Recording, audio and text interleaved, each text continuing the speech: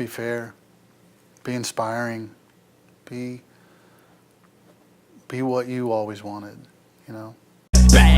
This for anybody that's trying to follow a dream. No holding back, you'll get it by any means. Idols on the wall, you cut out from magazines. Full of self-esteem, nobody can intervene. Ready for the shine, you never need in the shade. This is for the boss that never gave you a raise. This is for every time you ever tried to create and no one understood, they never gave you the space. Walking up to you, they trying to give you the crown. Look into your eyes and tell you you one of us. Every time you turn around and face the crowd, be ready cause your time is now. It's my time, I thought they would've told you. Hello and welcome to the Golden Rules. I'm your host, Tim Gray, and today we're in the beautiful Starstruck Studios right here on historic Music Row. Jon Folk is in the studio. Thank you, sir, for stopping by. I really appreciate it. Thank you for having me. This is great. And we're still so new into this. Honestly, I really appreciate you taking the time. Absolutely. I'm flattered you asked, man. Well, for those of you that don't know Jon's 22-year music industry grizzly old vet who was at one of the largest at the time independent booking agencies, Buddy Lee Attractions, for 15 years. Got his foot in the door from an internship, and through time, hustle, commitment, dedication, and busting his ass, 15 years later became the vice president of the agency. Yeah. 7 years ago, he decided it was time to pivot, go more into the entrepreneurial route, and as a founder of Red 11, a booking agency based in Tennessee and in Texas. Yeah. Over his career, he's worked with artists that I know you've all heard of and listened to at different times: Tracy Lawrence, Dixie Chicks, Miranda Lambert, Jason Aldean, Jeff Foxworthy, and now some of my favorite up-and-coming artists. I really love Charlie Crockett. Oh, man. And Travis Meadows' fucking album. Good Lord, Killing Uncle Buzzy. Absolutely unbelievable. 1,000 times in a row. Yeah. You know, like, even if you're not sad, he'll get you there. Absolutely. I mean, what a talent. Unbelievable songwriter. Really, good Lord, that man just rips your guts out. And not only is he an entrepreneur, he's a leader of his office. He's built something special and unique in a creative home for people that are outside of the specific just cowboy country hat Nashville. For Americana, folk artists, roots rock, red dirt, you name it. He's built a living and keep these acts on the road through helping to build their careers, working with labels, working with managers, working with independent artists, and has built a hell of an agency and a hell of a team. He's a guy I very much respect. He's never turned me down for a lunch or a coffee here in town, even when he didn't know who I was. So again, sir, thank you so much, brother. Absolutely, man. My pleasure. It. Thank you for the kind words. Yeah, man. Well, I know just from what we've bullshitted on in the past and stuff we've talked in passing, but I don't know what's the origin story, man. Where'd you come from? Where's home? You know, how did you get here? How did this whole story come to be? You know, I grew up outside of Houston, Texas, in a little town called Willis, Texas. I played in bands, you know, high school bands to rock bands to reggae bands from the time I was a teenager. I ended up going to school in Mississippi, University of Southern Mississippi. Okay. Got my degree in music business. And, you know, basically back then it was like you either go to LA, New York, or Nashville. And Nashville seemed to be the best fit for me, you know, personally growing up in the South. So after I graduated, I moved here and fell in love with the town. You know, I couldn't imagine living anywhere else. Yeah. And with all the changes and the growth that's happening right now, it's pretty amazing from when I first got here. You know, Music Row looks totally different, even today. Oh yeah, absolutely. So I landed in Nashville, best fit for me, and well, everybody I've talked to, you know, for the most part, I've only met a handful of people that are raised here. Yeah. Everyone else comes chasing some form of dream, whether it's tech or healthcare or obviously music industry, creative, something like that. You knew it was obviously music industry you wanted to do because that's what you went to school for. Was it an agent specific that you thought that's what I want to do? You know, honestly, you know, the degree in music business, and I'm sure it's much different now. You know, we're talking about 22 years ago. I didn't really understand the role, even after graduating, like really what an agent did. I thought it was mostly like cold calling and there is that aspect of it, but I didn't really understand it. I always thought like I wanted to be a manager or be in the record label business, but I really didn't understand what that was either, you know, as a young kid. I did my internship at a place called World Class Talent, which was an independent agency. And in the beginning, like probably 6 months while I was there, Buddy Lee Attractions ended up buying World Class Talent. And one of the agents there, David Caswini, kind of went over in the transition and really got me a job at Buddy Lee as an assistant. You know, and I was an assistant for all the agents. So, you know, it's more of a, I more fell in love with the job as I learned more about it, being around it. I really was here also wanting to be a musician, a songwriter, but I started just falling in love with the day-to-day, seeing the deals, seeing how each agent had kind of his own niche of how to get things done, and just soaking it all in. And, you know, in the beginning, at that time, I was working for free from 9 to 6 and loading trucks on weekends and doing, you know, construction work to try to pay the bills with my 3 roommates in a small apartment, you know. But it was, I never woke up not wanting to go to work, even in the beginning when I wasn't making any money. Sure. It was just, I don't know, it was just this, it was so lively, it was so much passion, it was really magical, you know. And of course at that time I was, you know, trying to discover how to be an adult, you know. So yeah, it was, I fell in love with the job, but I really didn't understand it in the beginning. But Sure. Well, what a team you came up under over there, man. oh man, David and Tony and good Lord. Tony and Joey and Kevin Neal and Paul Lohr, and you know, these agents that have gone on to and represent incredible artists, you know, that are playing stadiums, and you know, they're just, and they're some of my closest friends, and, Sure. and of course mentors as well. Oh, no doubt on that. When you said something there about being here as a young man, learning life and going through the process of finding what you're truly passionate about, what did you learn about yourself when you were going through that hustle of multiple jobs and learning a new craft? And You know, you have to really want it if you're going to work that hard. It can't be a job. You know, I remember, you know, one of those agents we just talked about in the beginning, you know, telling me it's not a job, it's a lifestyle. So you either really want it and, as you said, bust your ass to do whatever it takes to get it, or it's a job and you'll never last. Sure. You know, you'll never last. If you need to cut out at 5 or 6 o'clock every night and go home and turn off, it's not the right job. Sure. You know. I've realized the longer I'm in it, the longer I work, but it's not because, you know, I'm trying to accomplish something. I'm just so in it and so enthralled and passionate about it.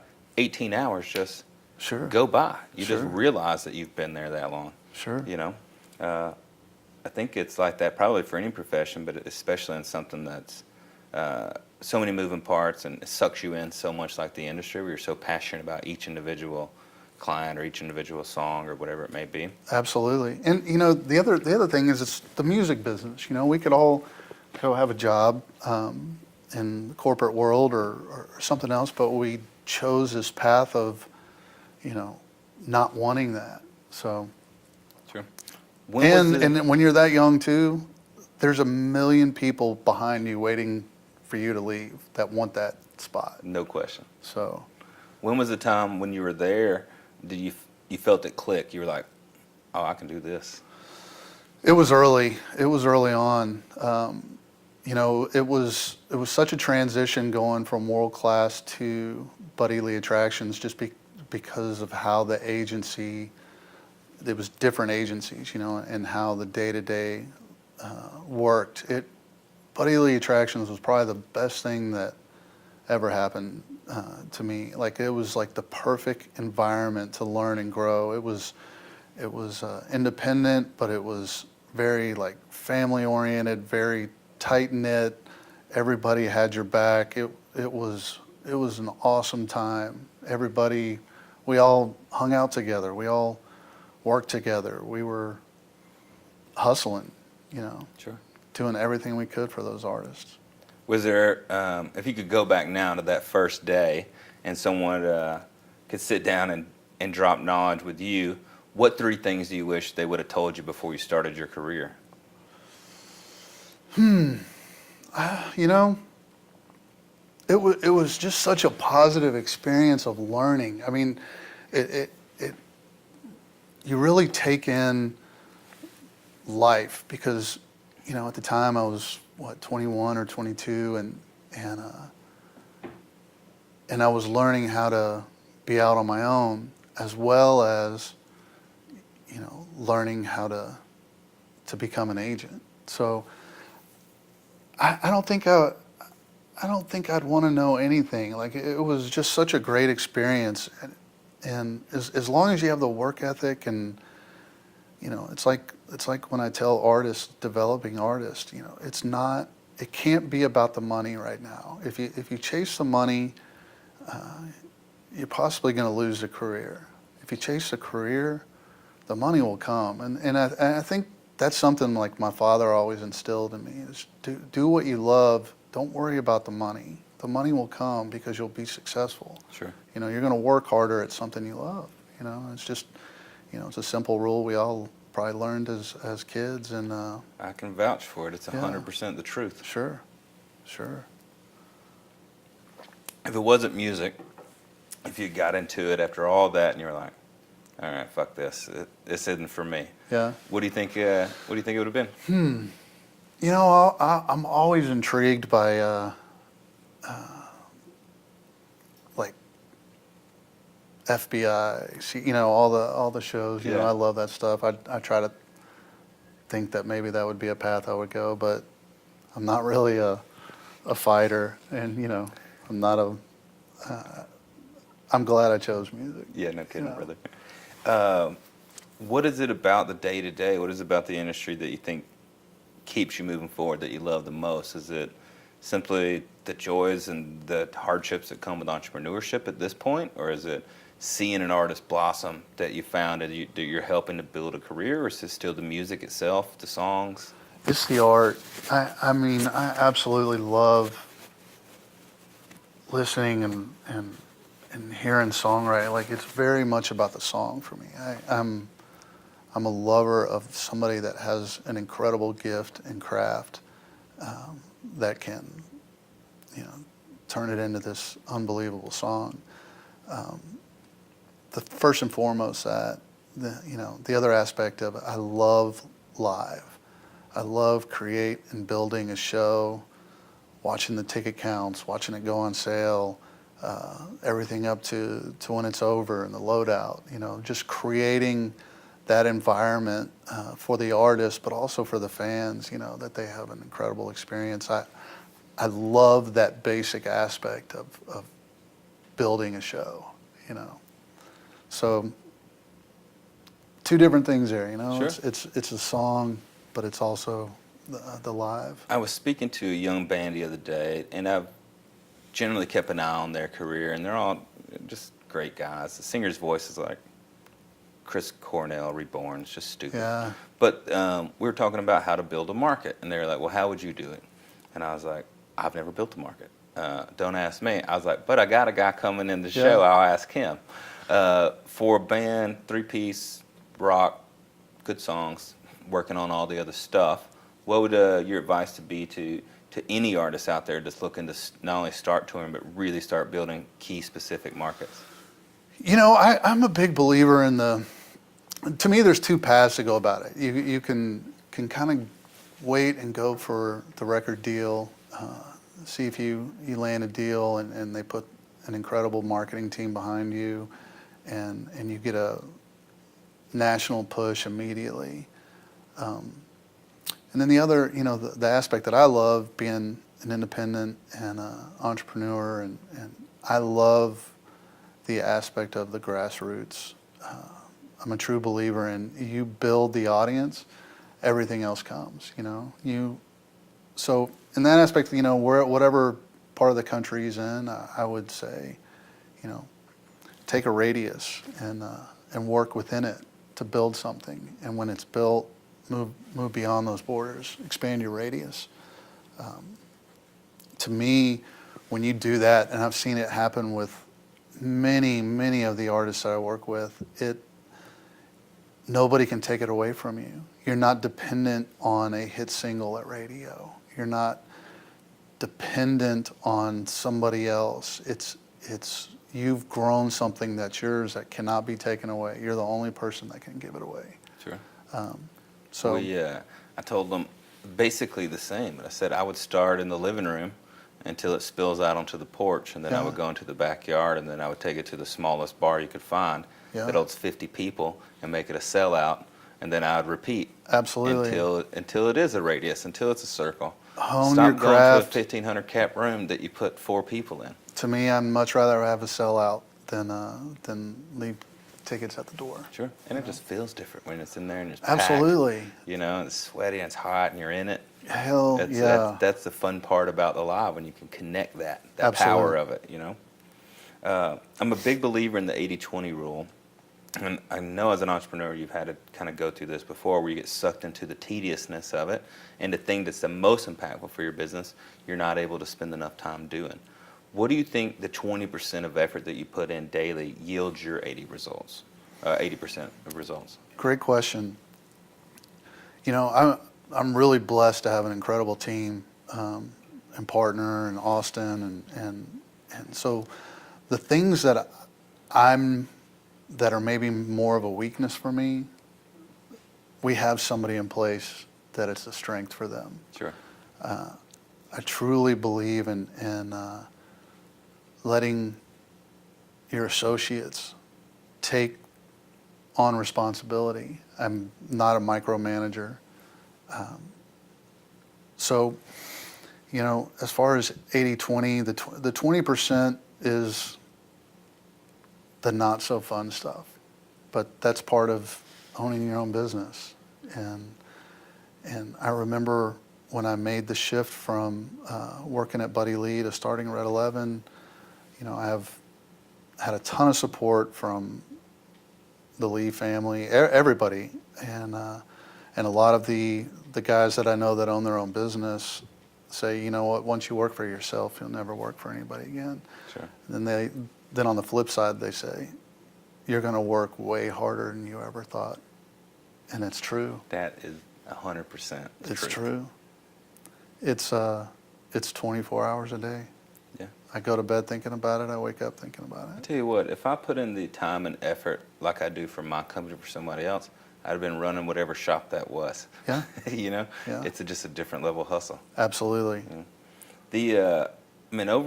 Over 2 decades, you've touched a lot. You've seen insides and outsides and upsides and downsides and changes in the industry and streaming and all these things. Through that, a lot of hard decisions had to be made and a lot of smart decisions had to be made.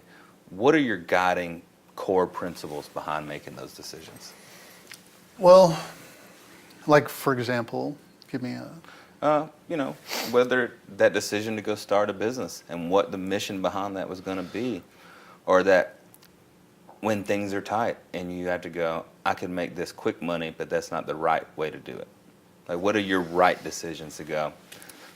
Then, it's harder, but it's correct. This may sound like a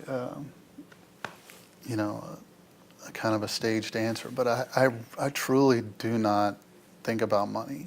And that's from day one, that's what my father always instilled in me. Don't chase the money. That's what I tell artists, and I live that as well. When we started Red 11, it was more of a shift in passion for me musically. I loved the artists we worked with at Buddy Lee, but it wasn't my passion anymore musically. I didn't find myself, you know, at home listening and craving what I was craving.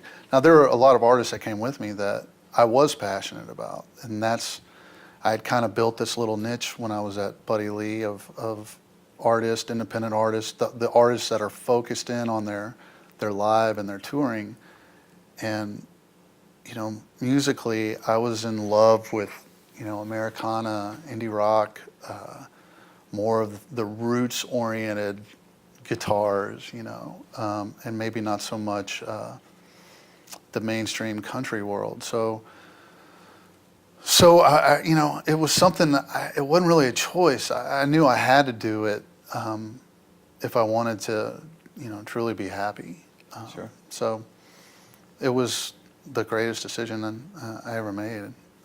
What do you think someone in your position now, someone that goes, I know I have natural entrepreneurship tendencies, but I want to be a booking agent. What are those core skills that it takes to do that?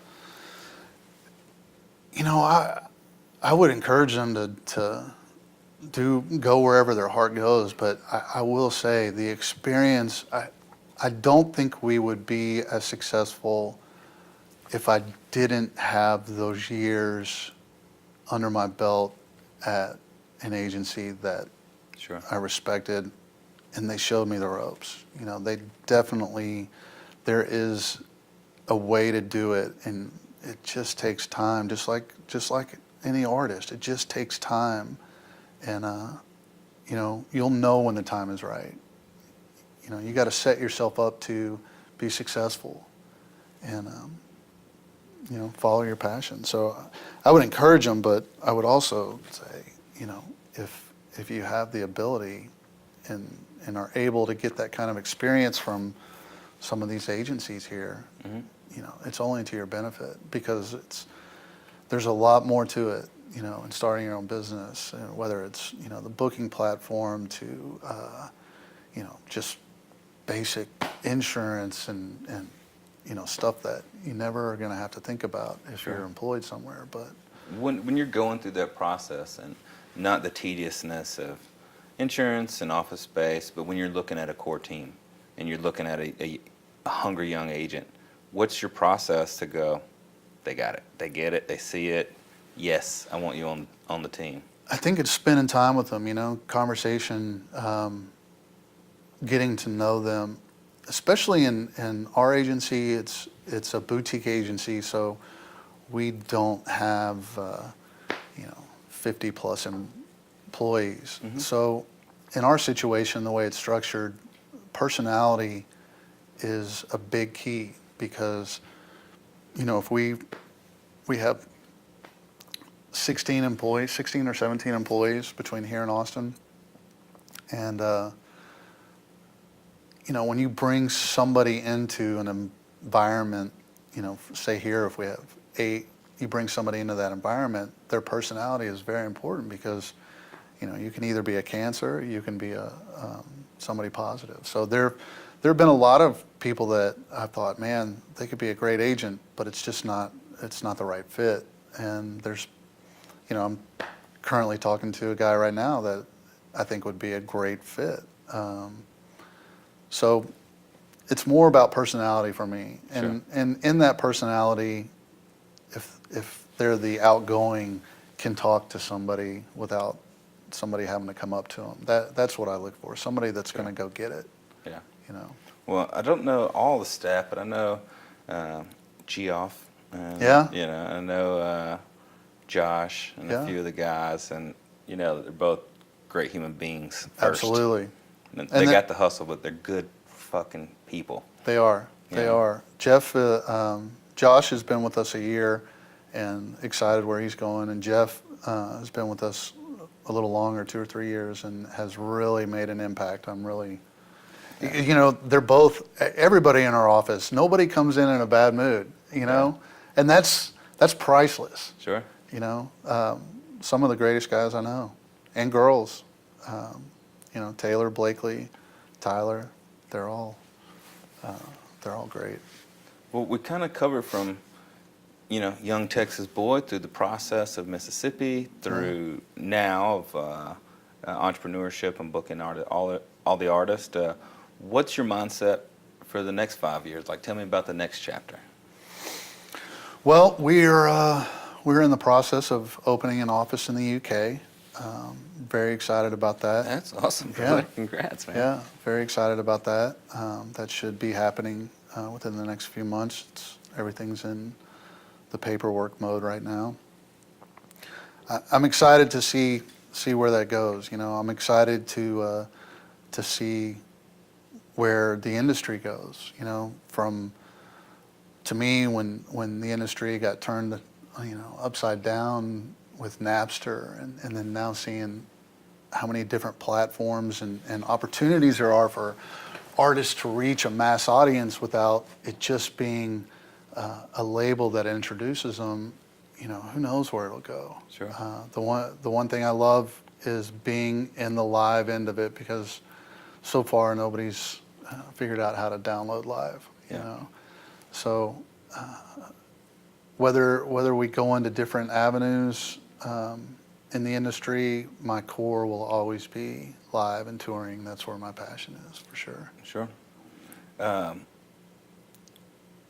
When you're going through and you've picked up a new artist or you've signed them, all the things, all the tools are there. Tell me about your process. How do you help guide them to that next thing? How do you help their live show? Or do you? I'm truly a believer in letting the artist be the artist. Being a boutique agency, there's only so many development acts that we can jump in on just because we're a boutique agency. Sure. So when we find one, and there's been so many through the years, and there's artists we have now that we started when they were making $200 a night, and now they're grossing $4 or $5 million a year. To me, it has to be there. The live, the show, the music, the team around it, that's what we got to place our bets on. So I don't think I've been in a situation where I'm telling an act how to do their live show, because I think if I was in that situation, it probably wouldn't be the right fit for our agency, just because we're not one of those agencies that can go sign everything new and see what sticks. Sure. So we put all of our resources behind the people we are lucky enough to work with. Absolutely. One of the things we do with all the guests, and I'm always really fascinated to kind of see what their opinion is on each. So I'm just going to rattle off some questions. You just tell me what you think. Sure. So one quick piece of advice for each one of the following questions here. Someone who's already in the industry, they're at 3 to 7 year mark, they're still grinding it out, but they're looking to level up, not just in position, but skill level, craft, network, money, all of it. Work harder. Work harder. Make, like we were talking earlier about Jimmy, we are in a customer service business, truly, when it comes down to it. There's always something you can be doing, whether it's for your boss or your artist. You make an impact and become invaluable, and you'll grow. Absolutely. An entrepreneur that's looking to grow their business to the next level. It's a theme here. Work harder. Yeah. It's been a theme throughout the whole damn series, brother. Yeah. Work harder. Work harder. Put more effort. Build. An artist, they're out there, they're doing their thing, they've got their social, they're getting decent streaming numbers, their songs are good, they're playing some shows but not enough, but they obviously want to get to the next level too. Advice for that? Well, the way you said their songs are good, make your songs great. Yeah. Everything starts with the song, and it's crazy to me, but it's like I've worked with acts that I thought, oh my God, this guy or a girl, they're just unbelievably talented. I'm like, why hasn't this happened yet? And it's just, there's something with an artist that clicks with an audience? I don't have the answer to that. Nobody does. But, you know, how many times have you seen an artist go, I just don't get it, but they're, you know. Tickets are moving. Yeah. They know every damn word. It's like there's just kind of this luck dust that, you know, gets sprinkled on the right people, but they bust their ass. They work hard. They take Sure. advantage of the opportunities. Absolutely. I'm sure, and we've never actually talked about this side of it. Over 20 years, you've had to negotiate some, be part of them, artist and brand partnerships, tour sponsors, things like that. From a brand looking to attach themselves to an artist and really leverage that fan base and build that relationship, what advice would you give to a brand looking to step into the music world? You know, on both sides, it's got to be the right fit. You know, I have an act right now that is, you know, been offered a sponsorship that doesn't really fit with where they want to go. The money would be great, but it's not a fit. Sure. And when you build and nurture those relationships, you don't want to find yourself locked into something that you really can't support. So to me, it's more about, you know, finding the right act that makes sense for your brand. Sure. And vice versa for the artist. So years ago, and I don't remember if it was Curvis or McManus, it was somebody, and they were telling me about the long distance bills you guys used to have at Buddy Lee. So obviously all that's changed now, and now you have the power of all these social media platforms to use from the artist's perspective and from the agency's perspective. How are you guys utilizing the artist's data on your day-to-day? You know, one of my strengths is making sure I have a great team, and we have a great team in place that really handles our social media. I'm not so much the social media guy. Sure. But you know, the data we have is, you know, it's come with a lot of time and experience. Sure. You know. When you're looking out, and I see it now from not only from the marketing side, but from the management side too, when I'm looking at streaming numbers and I'm seeing markets that could potentially be hot markets that Sure. we're not serving, Sure. then it's the hustle. Then it's back to the booking basis. Get on the phone, Right. route the thing, make it make sense. Absolutely. But now it's like it's given us all this ability to kind of see the matrix a little bit. There's so much information available where it wasn't like that before. You know, when I started, the core foundation was relationship building.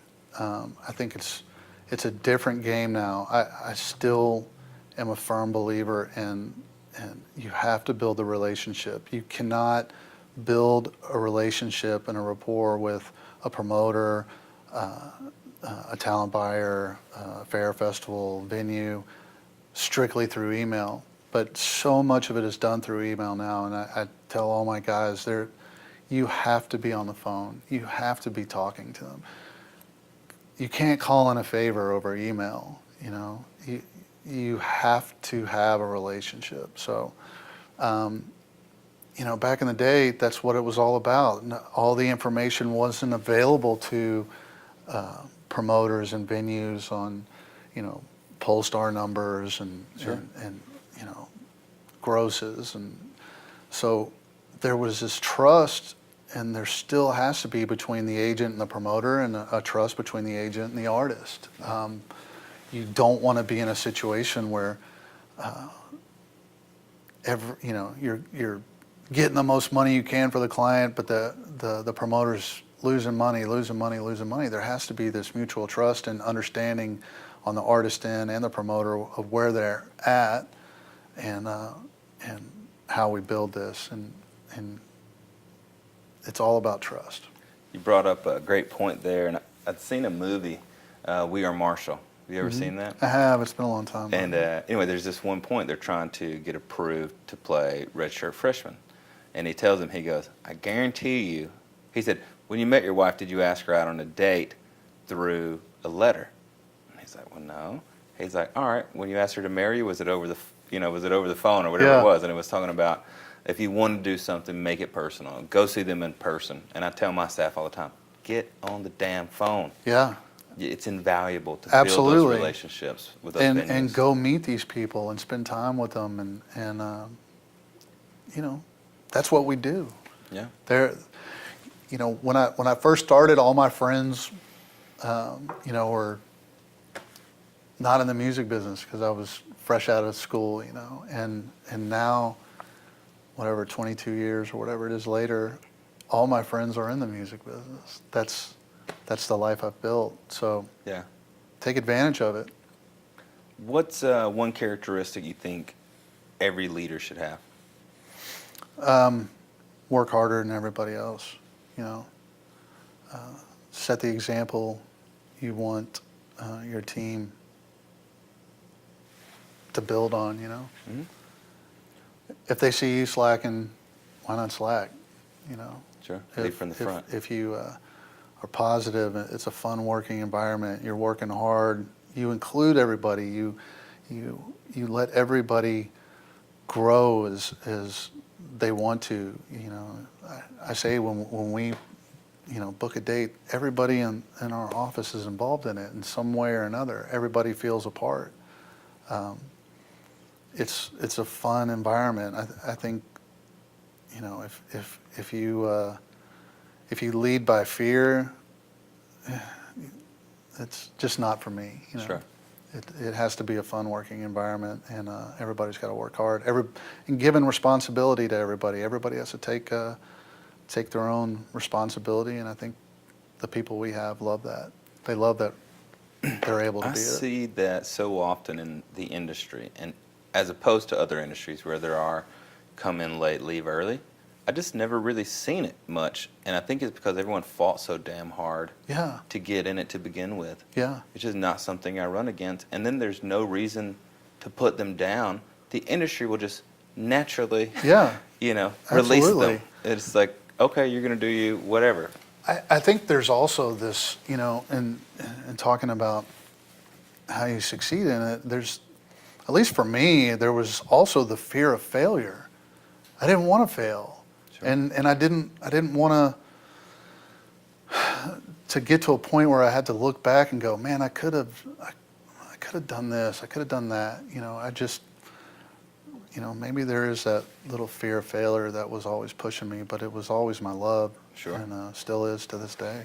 You know, the pull is strong, but the push is stronger Yeah. most of the time. Absolutely. You know, what do you think the greatest piece of advice you've ever gotten is that really actually impacted you? What my father told me, you know, do what you love, do it well, everything else will fall into place. You know, Sure. be passionate about who you are, what you want to leave your mark, and What do you yeah. think? What do you think it is that you want your mark to be? Like, it all ends tomorrow. That's it. That's the end of it. What's your legacy, brother? You know, I hopefully, you know, I'm sure there's some people out there that want to kill me, but I think probably the majority are, man, that guy worked hard. He was a good dude, you know. Yeah. It wasn't about the money. It was just about having a great life, Yeah. you know. How do you, as an agent, balance that delicate balance that you mentioned earlier about, yes, this is my client, but I've had a relationship with you for 15 years, and you're my client as well, that you touched on there about making sure it's fair and it's the best interest for both? You're talking about the artist and the promoter? Mm-hmm. You know, the thing about building live is it is a team. And it does include the promoter, the agent, the artist, the manager, the label, the publicist. It's very much everybody wants to win. And of course, I've been in this situation a lot where there are a lot of artists that aren't about that. You know, they're about the me, and I don't think they will ever go as far as they could go if they share the load, because without the promoter, you know, without the right promoter too, Sure. you know, you need somebody to invest in you, and absolutely the promoter is one of the biggest. One of the fun things we always kind of do, and this will help us kind of wrap things up here, I'm always really curious to see kind of everyone's opinion on what the golden rules of their life are, Yeah. and what they have been. So we go through this form. It's like FORM, so family, occupation, recreation, motivation. So the golden rules of each to you, and whatever that truth is to you. So golden rules for family. Be good. Golden rules for occupation. Work hard. Golden rules for recreation. Work harder. Work harder. Yeah. Yeah. Golden rules for recreation. Play hard. And then golden rules for motivation. Be fair. Be inspiring. Be what you always wanted, you know? Well, guys, those are the golden rules for today. You've heard it here from the man himself. Be inspired, so that way you can inspire. If you do what you love and don't chase the money, everything else will fall into place. Work your fucking ass off. Absolutely. Show up early, stay late. If you're going to chase a dream, chase it with everything you got. With integrity. There you go, guys. Those are the golden rules for today. See you next time. Hey, thanks a lot. Thank you, sir. Appreciate it. Appreciate it. Yeah. Bang. This for anybody that's trying to follow a dream. No holding back, you'll get it by any means. Idols on the wall, you cut out for magazines. Full of self-esteem, nobody can intervene. Ready for the shine, you never need in the shade. This is for the boss that never gave you a raise. This is for every time you ever tried to create and no one understood, they never gave you the space. Walking up to you, they trying to give you the crown. Look into your eyes and tell you you one of us. Every time you turn around and face the crowd, be ready cause your time is now.